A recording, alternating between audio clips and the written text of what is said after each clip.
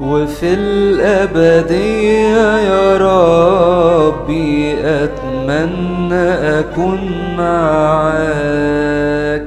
جهز لي هناك مكان علشان أكون وياك، مهما كانت ضعفاتي مالية يا رب سواك، مهما كانت ضعفاتي مالية يا رب سواك.